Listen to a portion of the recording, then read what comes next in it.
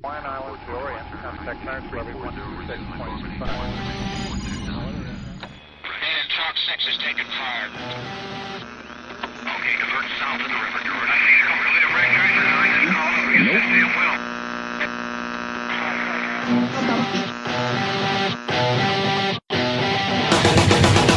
Since the dawn of the first age, by the elders it was foretold, a mighty cure that would rise when needed most.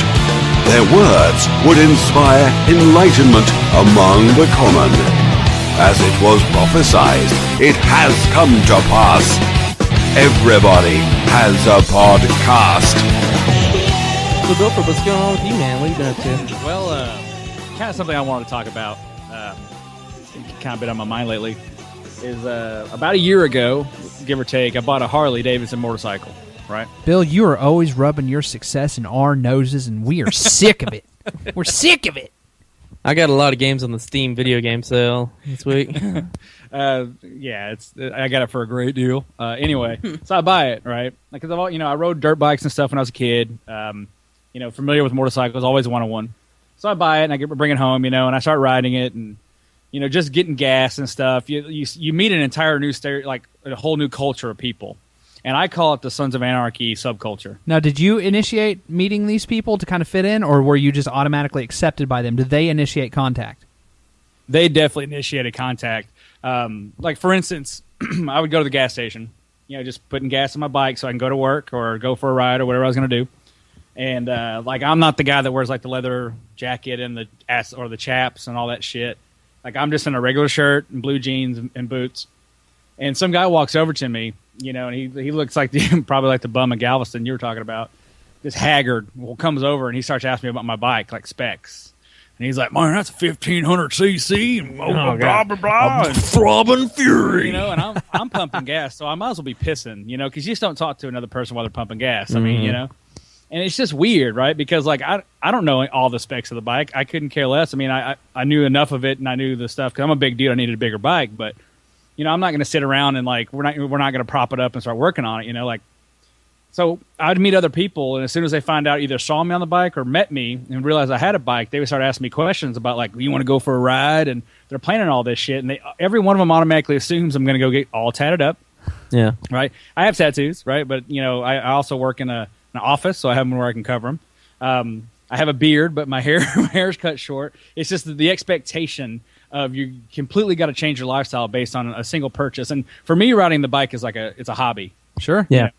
So that's how I see it. I don't see it as a total lifestyle change. Yeah, Billy is a Cialis commercial. He's not a Sons of Anarchy commercial. That is true. Yeah, like he's confident. He knows who he is. He's at the time of his life.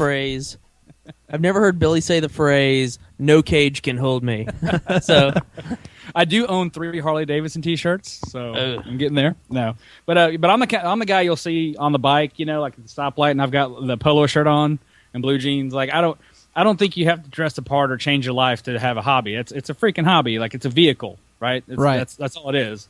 Like if I were to buy a big huge truck and jack it up and put trailer nuts on the back of it, I wouldn't. I'm not going to ride around all the time and grow a mullet. I'm not going to change my lifestyle based on a toy.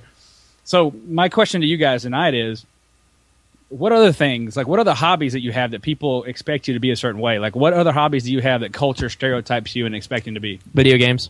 Video games? Yeah. Yeah, but see, that's especially computer games. It's not like Xbox or like PlayStation games as much as like computer games, because computer games actually all video games. There's now this new stereotype of like, this is what the gamer looks like. And like you have to wear a World of Warcraft or Halo t-shirt, and Billy plays video games as well, so he can relate to this. Absolutely. And it's all about like there's a video on YouTube where this guy's like, everybody tells me to get a job, but what they don't realize is I killed all the dragons in Skyrim, and I had to learn a new language that the dragons spoke. Like, no, fool, you didn't. Your character did, and first and second off, it was automatically like installed onto your character. You didn't have to like sit down and decipher letters and code. Was he bragging about his whirlwind sprint shout? No, he talks for like 20 minutes about how society has all these expectations of him, but somehow he's exceeded them through Halo and Skyrim. It's like, oh God, come on, fucker. But Clark, you're 100% right, because when I meet people, you know, so if the topic of video games come out, because I play, you know, I have an Xbox, and I used to PC game, you know, when I was younger. Mm-hmm. And if I had a computer that was half worth of shit, I would still do it, because Steam, I mean, good Lord. But when I meet people and they find out I play games, I get a weird look, kind of like they think I'm kidding with them. And I don't understand it, because, like, I don't understand why you have to be a certain way to like a certain thing. Ryan, what do you think? You play games, right? Yeah. But the gamer stereotype, I think, has just been created the past, like, 10 years. It used to not be that way. I mean, it used to just be... I mean, everybody plays fucking video games. Everybody plays video games. Everybody has been playing Nintendo for 20 fucking years. Everybody. Yeah. So, everybody's a gamer. I don't want to hear it. I hate this, like... This culture that has come up that, you know, everybody has a Mario tattoo now. Because look at me, you don't understand. I'm a gamer. I have a Mario tattoo. Shut the fuck up.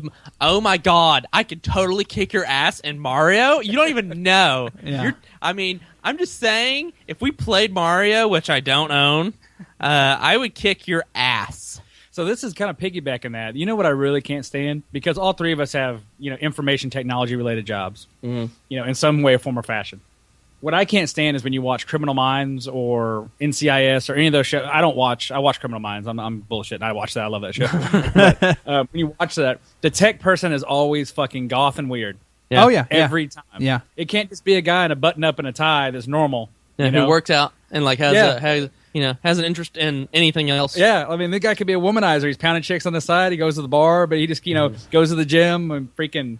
you know, plays golf with, you know, his buddies. I mean, he could be like a normal dude, but no, they got to make him like tech deviants, you know? Yeah. I guess that the producers think that gives them more credibility as tech people. Well, Billy, I don't understand they're hackers, man.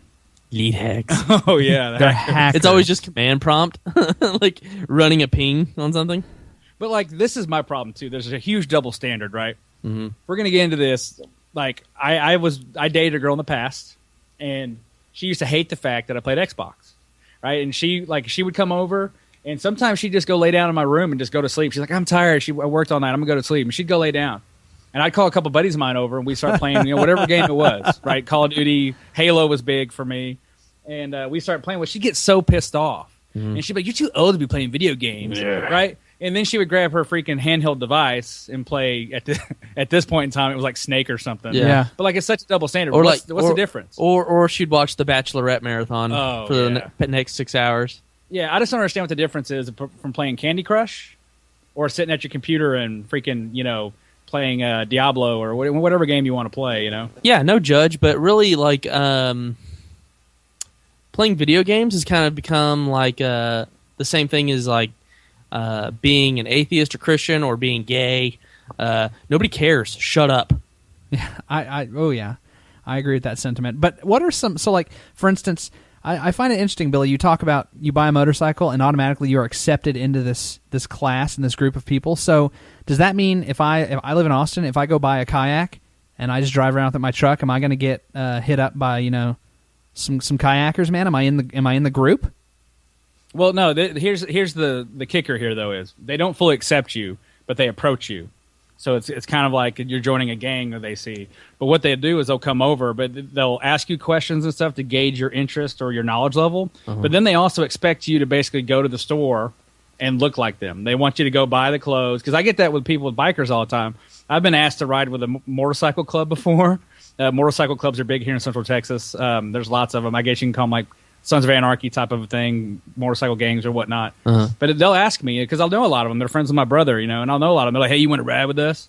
And, you know, all due respect, anybody in an MC, I mean, you know, that's to each their own. All the people that listen to our podcast are in an MC. Yeah, but I'm just saying, like, because I don't care. If that's what gets your rocks off, absolutely go for it. I mean, I'm all for live and let live. But, like, I just don't see it. Like, I don't. For me, I don't know where the payoff would be for me, because these MCs, like, you have to come in as like a what they call them, a prospect, and basically it's like it's almost like joining a fraternity where you have like a older brother, but they don't call it that. And if they call you at 4:00 in the morning to bring them a pizza or Cheerios or, you know, pizza rolls, you have to do it, or they bounce you out. Like, that's how retarded it is at some point. Yeah, be such a nonconformist that you're going to conform with all of us. Yeah, exactly. That's exactly what it is. And like, they have to ask each other. Like, if I wanted to take my bike out for a ride, I'd have to ask some of they call them brothers, one of my brothers to go ride. Right?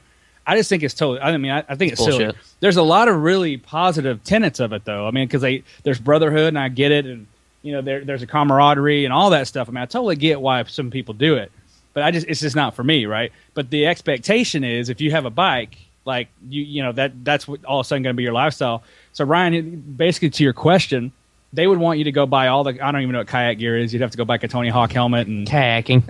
Kayak. river shoes or water shoes. I don't know. But they would expect you to do all that and speak the lingo, and that would be what your life's about. Like, you would have to put like a kayak sticker on the back of your truck. Like you just have to, like, if you're not all in with these people, like they don't consider you like a real backer. Okay, like, no, so here's my thing is like sometimes there'll be two dudes at the stoplight and they're on their hogs, And of course I'm there in my stock silver Cobalt LS. With manual windows. Yeah, and like I'm right behind them, and like they'll just turn to each other and they'll just give themselves like the little nod of like, "Sup, bro, you're on a back," and the other guy's like, "Yep, I am. You are as well." Like, and that's a nonverbal communication, and like I'm sitting there, I'm like, "What do these guys got going on?" There is. I'm letting you guys in on a secret right now. Okay, You heard it first here. Here we go. So right now, everyone, this is a secret. This is when I bought my bike, it came with a little hidden envelope. When I opened the gas tank, and this was the instruction. When you pass another bike on the road, you have both your hands on the handlebars, depending on what kind of bars you have. But you put your left hand, because your right hand runs the throttle, you put your left hand down below around your knee, and you wave. Either give them a peace sign, or you just do it like the low wave, right? Oh, man, it sounds so cool. Yeah, it's totally ridiculous, right? But this is the funny part. I rode my bike for probably 3 months and not doing it. I was like, I'm not doing it. Just like I'm not going to buy chaps. I'm not going to, I kept telling myself, I'm not going to be that guy. I'm not going to be that guy. Because I'm fully happy being the yuppie biker. Fully happy being that, Yeah. Because that's what I am, I mean, I have a bike because I think they're cool, right? Yeah. I didn't get it to get legs. I'm married. Obviously I just get it because I like to ride. But all of a sudden I found myself doing it. Oh, right? no. I would pass somebody, I found myself doing it, right? And then for some reason, every time I ride my bike, I have like this weird like Marshall Tucker Band song always in my head, So it's really strange how that stuff like it all works. It's insane. So this is basically the plot of Mean Girls? But it's really ridiculous, Ryan. I mean, because people really expect that. Like for instance, I took my bike to work one day, and one of my employees came up to me and they're like, "You don't look like a biker." Like, what does that? I mean, I understand what she meant, right? I mean, I understand what that meant, but don't put me in a box. Yeah, I guess I know how African American people feel about stereotypes. We sound If I like want to be in a box, I'd be riding in a car. We sound like a fucking transgender acceptance commercial. But here's another thing that I don't get about the whole biker subculture, right? If you ride a sport bike like a crotch rocket, right? Because those are cool. They go fucking fast. Right? Yeah, you get an Uzi with those. If I wasn't such a large guy and didn't look like a monkey violating a football, I'd ride one. But I just can't do it. But so I drive a Harley, right? But like for some reason, if you have a Harley or like a cruiser bike, they call cruisers, and you see a speed bike, like they're like, it's rice burner, or even though the guy could be riding a Honda, like this weird like Harley versus like crotch rocket and back and forth. I don't get that either. I don't understand what this is. My soapbox. I'll end it here. Is like the fact that people expect you to completely look away or change your life to conform to whatever social group that is into that. Yeah. It's like marathon runners, right? We talked about this. Clark and I talked about this yesterday. They put stickers on their cars and shit. Oh, I hate that shit so much, man. 26.2, Billy. If you can run 26.2 miles, Jesus, awesome. You're a bad person if you can run 26 miles. Like, you've got nothing else going on. I get sweaty just driving that far, and my AC works, but. My whole point is I don't understand why they rub, like vegans, like why they got to rub their face in. I mean, why can't you just be the way you are and be happy about it, right? Why do you have to broadcast it to everyone?